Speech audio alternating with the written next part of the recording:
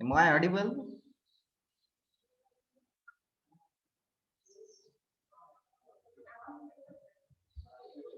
Hello all.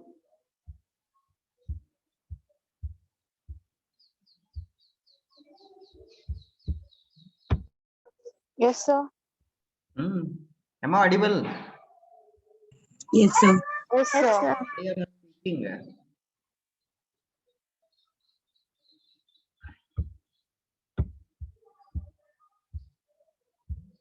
Okay, why are not answering?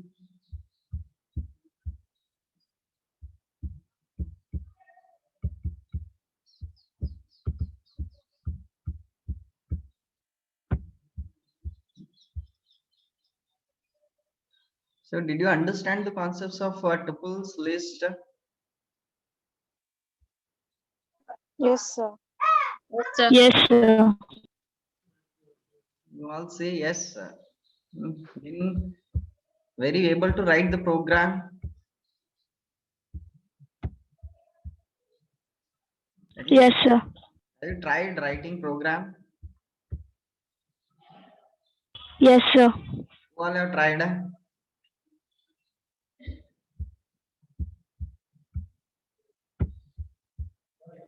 So I tried all three, sir, but I got output for two, sir. Third one, I'm not getting like line by line. Third one, you're not getting line by line. Okay, okay. First two you got. The first two. Yes, sir. Sir, but we are doing in long method, sir. Okay, okay. How many lines you wrote? Means we are adding each and every element from that list to this list, sir. Okay, that way. Okay. Did you use looping statement or not? No, sir. Direct adding we are doing, sir. Okay, Yeah. okay, First okay. to That's list one, not list the two, way. then That's list. not the way. Okay, okay, okay. You have to loop through the list. You have to loop through So 4-line program, sir, maximum. maximum 4 line.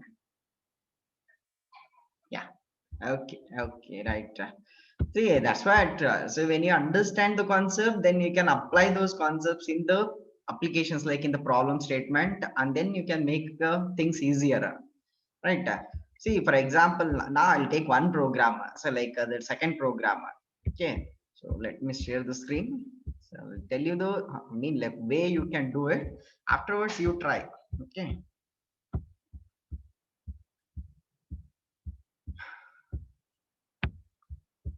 Is my screen visible now? Yes, sir. Yes, sir. So what about others? Others are not speaking. They are there or not in the class? So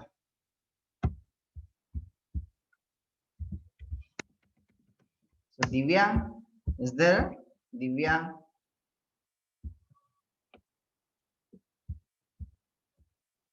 Ranjita. Yes, sir. Ranjita is there. Divya. Urvi. Not there. So only few. Right. So now look into the first program, the second program. So what was that second program? So the second program was to like so we have a list. Say for example, this is the list given to you. So what we need to do is each element of the list we need to square, and then that element is to be inserted in the list. Okay, mean every element of the list is to be replaced by square of its value, right? So simple how you can do it. Just look at here. Right? So initially you take a list, right? And take 1, 2, 3, 4, 5, 6, 7. So some numbers are there. Up to 7 I taken here now, right? So what you can do here, see, I think now when Rohan was telling, so I think you did something like this, right? Like a of 0 equals to a list of 0. Sorry, a list of 0 equals to, right? A list of 0 multiplied by itself, right? So that means a list of 0. Am I correct, Ron? No, sir. I took direct elements from inside only, sir. One into one like that. Okay. You took element only. Mean like you did something like this, 1 into 1. 1 into 1 you sir. wrote that, right? No, that's not the Like that, sir. way, because you'll not be knowing, right? Because the list is given here, the list is given to us. Okay, so we are having list with 1 2 3 4 5 up to 6 7. But if a list is generated dynamically, mean the user has given the inputs for the elements of the list, then how will come to know that the value given in the first item, what is the value available, in the second item, what is the data available, or in the last one, what is the last item of the list? So if you don't know that one, how you will predict that one, right? So that's the difficulty, right? So that's why what you need to do is, see, we require like so first thing, no, you can do like this. This is the way you can do it. So what I'll do now to get the second one, I'll change the index value to 1, right? Second one. Then for the third one, so you can go with the like a 2. So this is 2, right? This is 2, like so on. You can continue up to 6th index value, right? 0 to 6. Am I correct? Sir.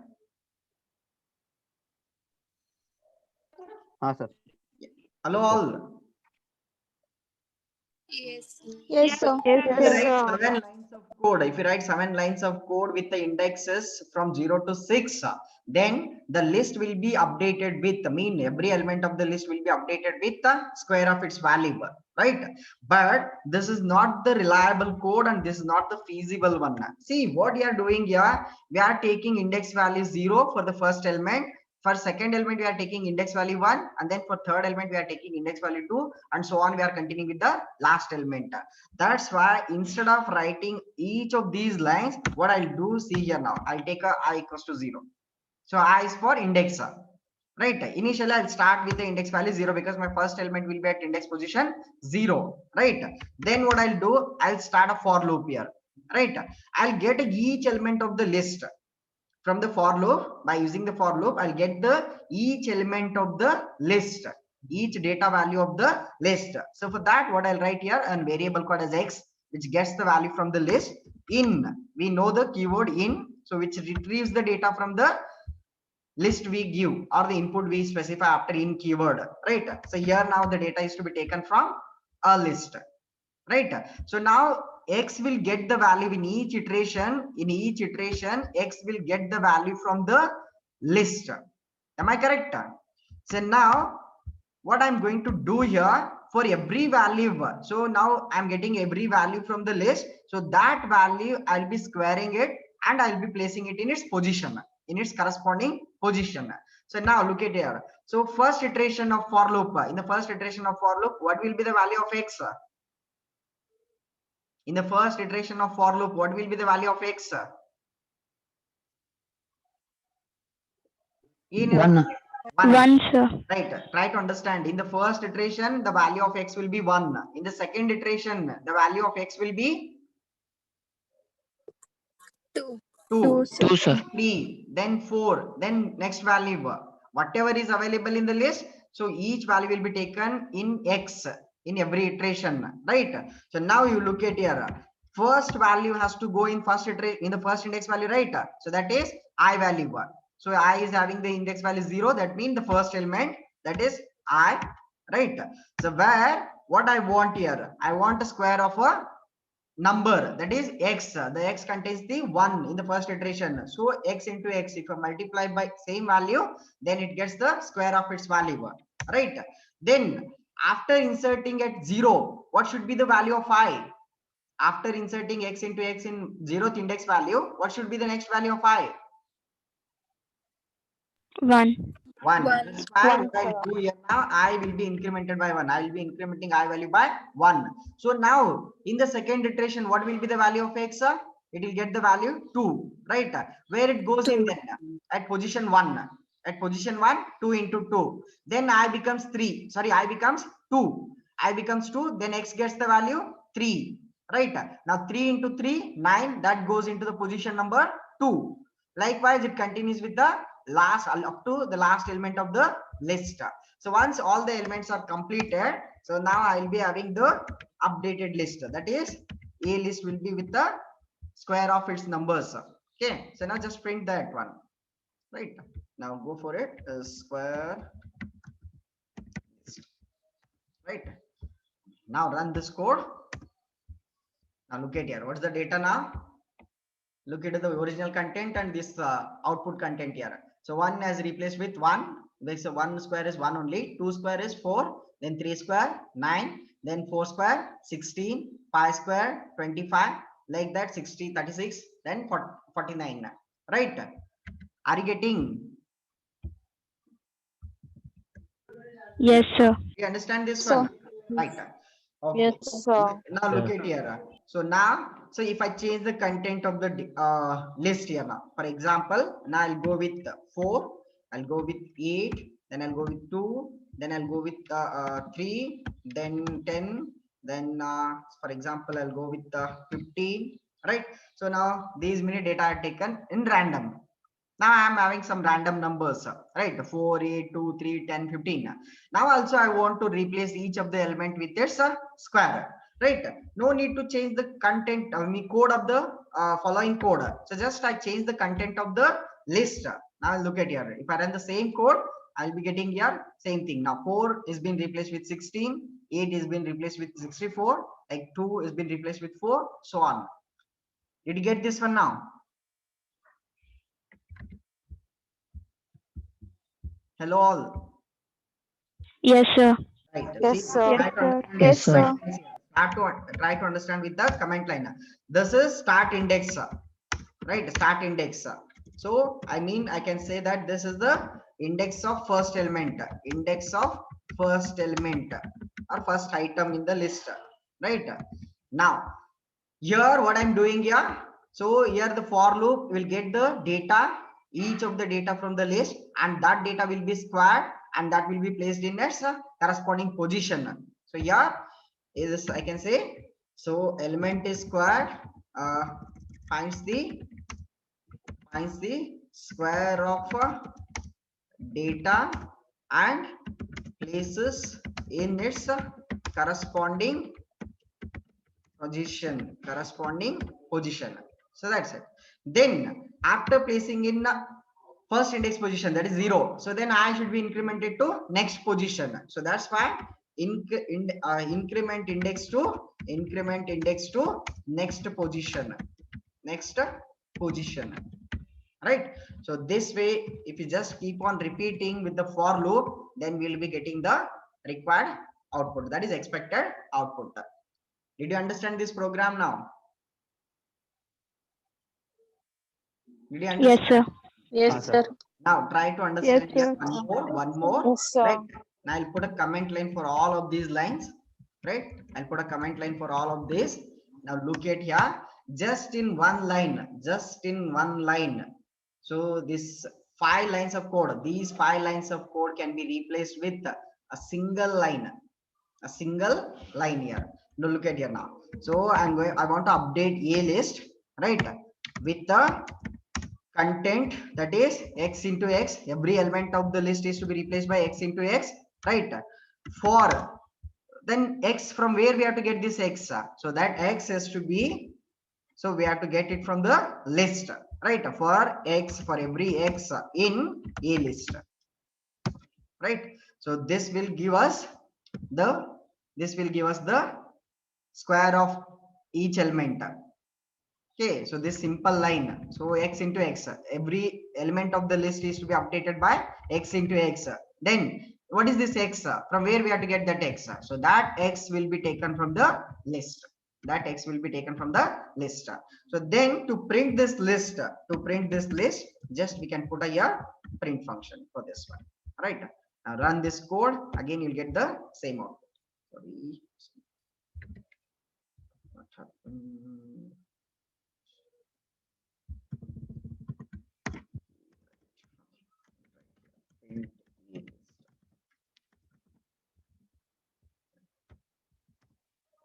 Right, now look at the same output. What we got here, the same we got here now with the simple one line.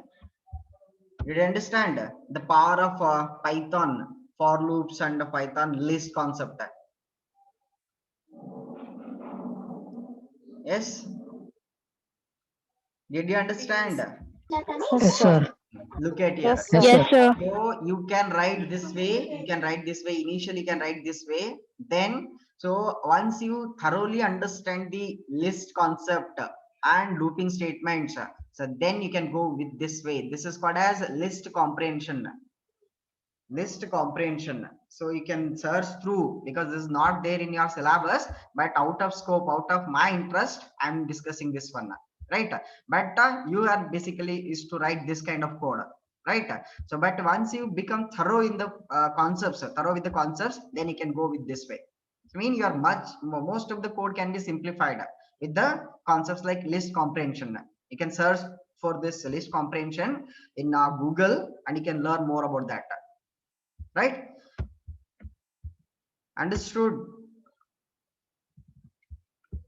Yes, sir. Right. Yes, So sir. then for this one, now look at here, I'll give just hint, I'll give the hint. Okay, after that you try. Okay, so this one, see what I'm expecting here in the first program. So there is a list one with a M, N, A, I, M, A, right? In list two, I'm having Y, M, E, S, R, K. So what I want to do is every corresponding position is to be concatenated. So first index value, that is M. So here first index value is Y. So these two are to be combined. These two are to be joined. That is my. So M and Y are to be concatenated. So I'll get a my. Then NA, me is to be combined. So I will get a name. Then I and S is to be combined. So I'll get is. Then MA, RK. So you'll get the mark. So my final output should be my name is Mark. Right?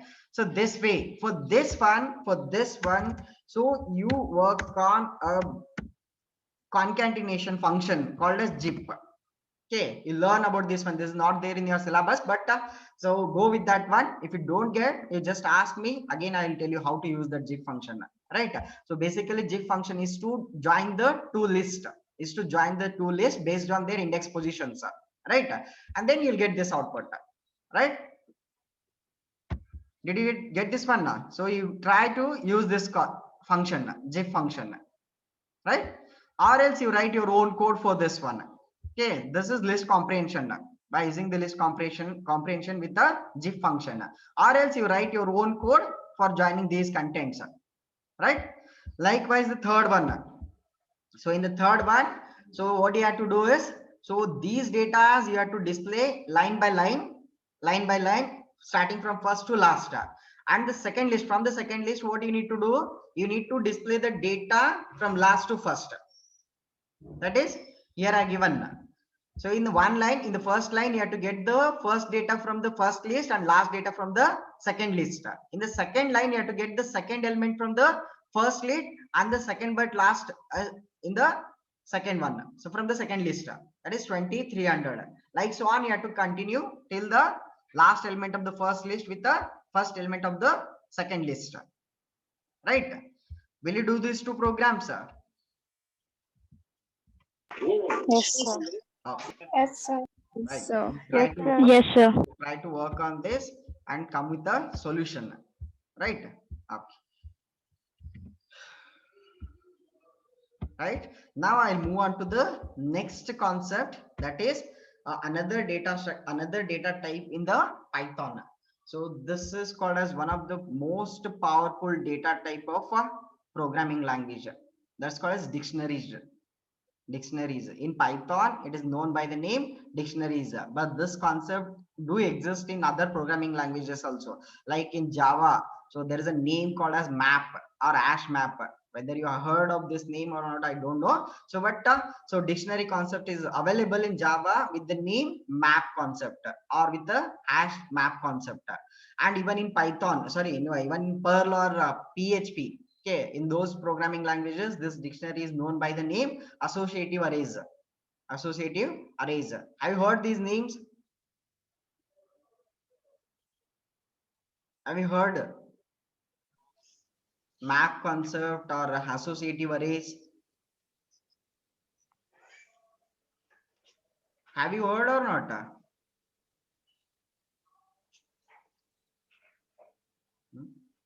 You are there, right? Yes, sir. yes, sir. What you are doing, I don't know. Your response is, from last 2-3 classes I'm observing, your response is very poor. Yeah, any problem? No, sir. Sir. No, sir. Oh, but I'm not getting interest to continue the class.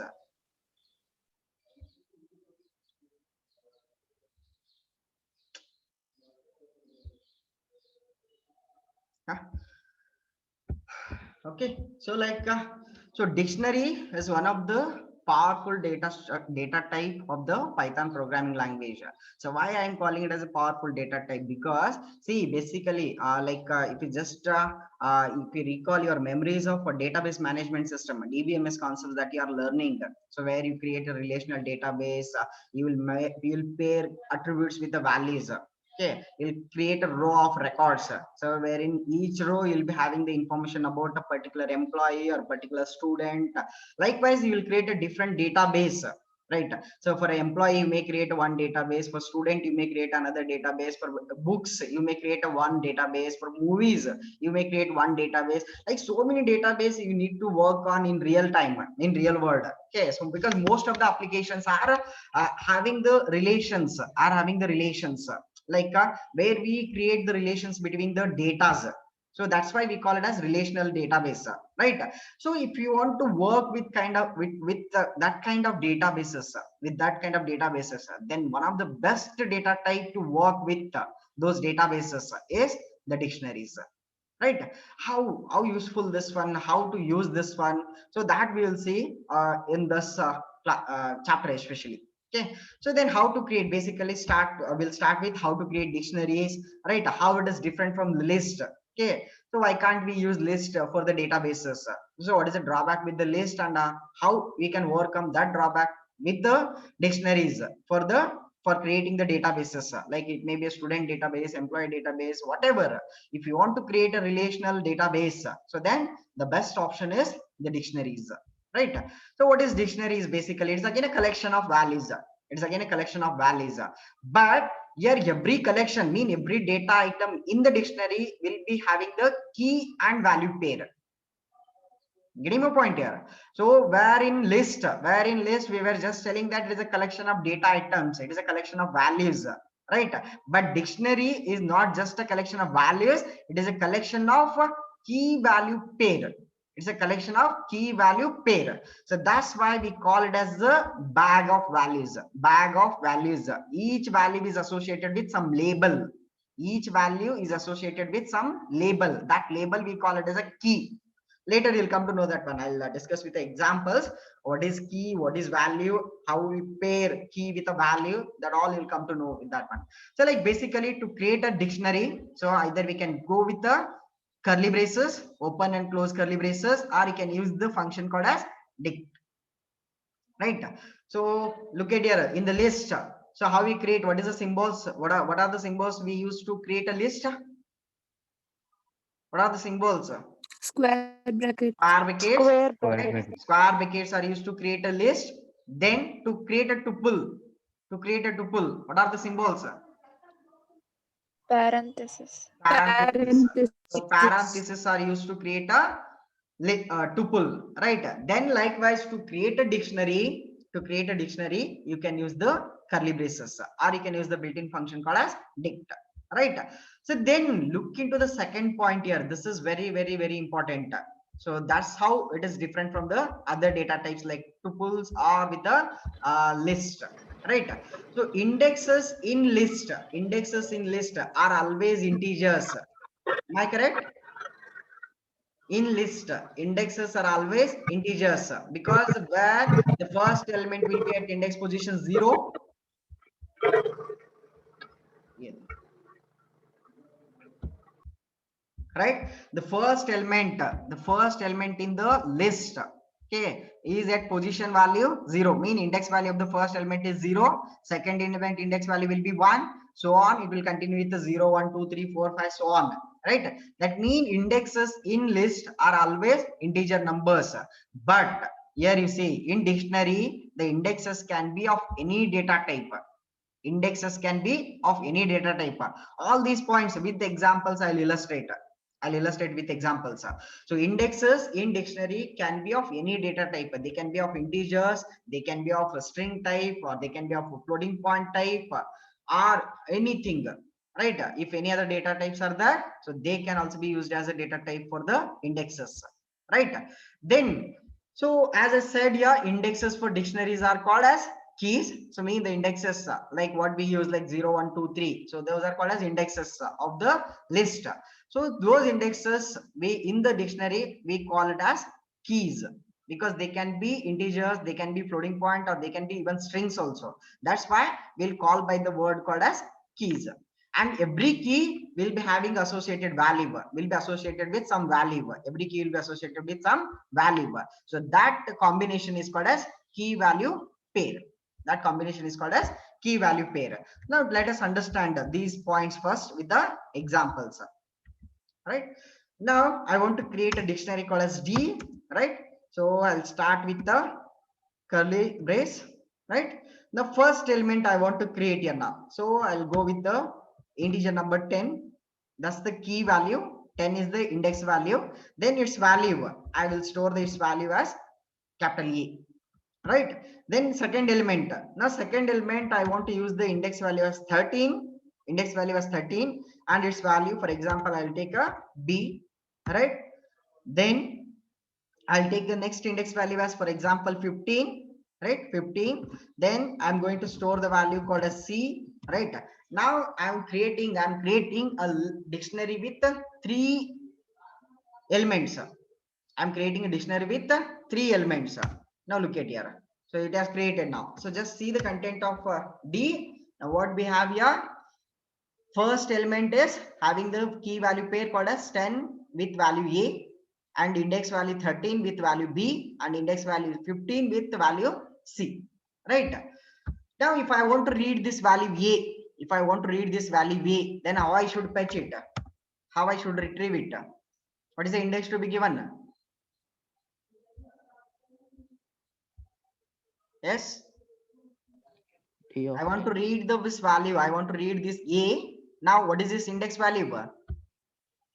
What is this index value? 10.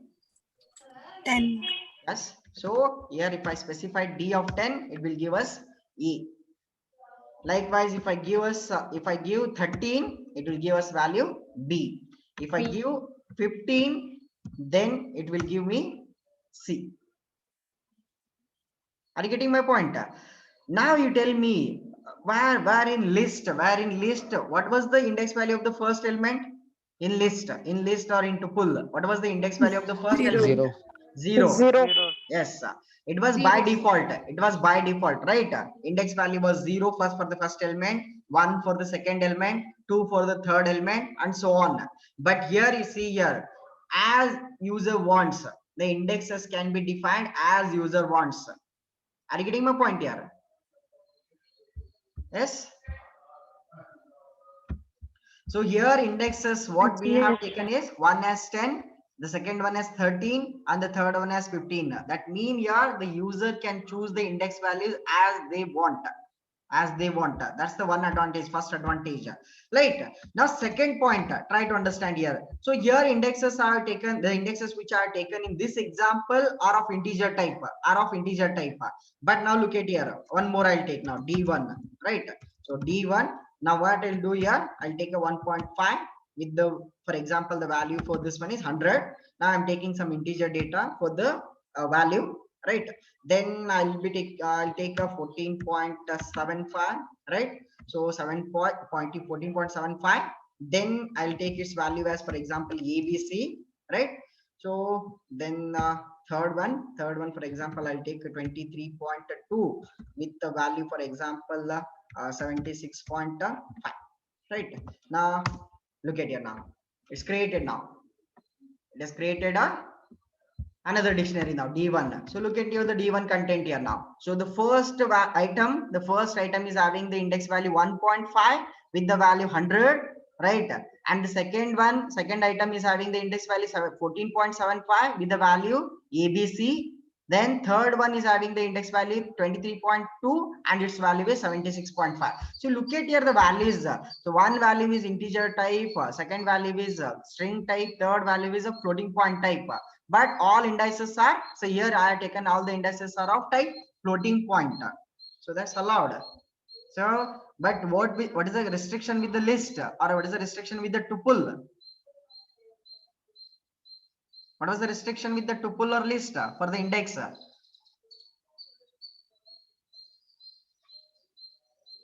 Yes. Should use only Only integers. integer. It only takes integer because they are automatically allocated by the system.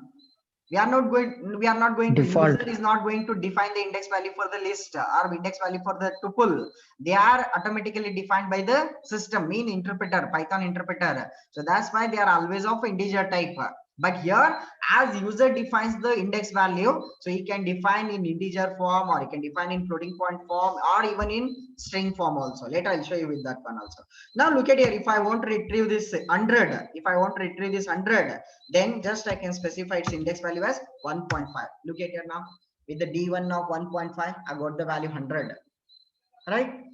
Whatever the index value I give, for that I will get the its corresponding value, right? Is it advantage? Is it much better than list or tuple type? Yes. Yes. Yes, sir. Yes. Okay, now come to the third point here. Come to the third point. So that is, now look at here. As I was telling, we can create a database. We can create a database of employee, or we can create a database of student or something like that. Now look at here now. So I'll take a name.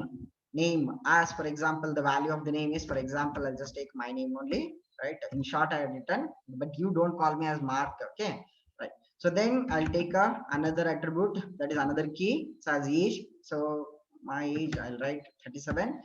Then employee ID, right? Employee ID. So I'll be taking employee ID, for example, 57, right? So 3 attributes are taken here, 3 key value pairs are taken. Like you can add any number of items you want in the list, right? So now, if I run this one now, look at here now. So this is a database of one employee. I can say this is the database of one employee, right? So where the name of the employee is Mark, age of that employee is 37, and employee ID is 57. Now to retrieve the name of that particular employee, just you can queue the attribute name, that is D2 of name. You'll get a sorry D2 of, as it is string form, so I should enclose it in a double quote, right? So then D2 of name, I got the value of it, that is Mark, right? So likewise, so you can go for age, so we can get the value of age, right? Did you understand the advantage of, are you getting any interest on this dictionary type? Yes, sir. Yes, Obviously, Yes, sir. will this help? Will this help? Yes, sir. Yes, sir. See, one thing I can suggest you. So obviously this semester you are having a mini project, right?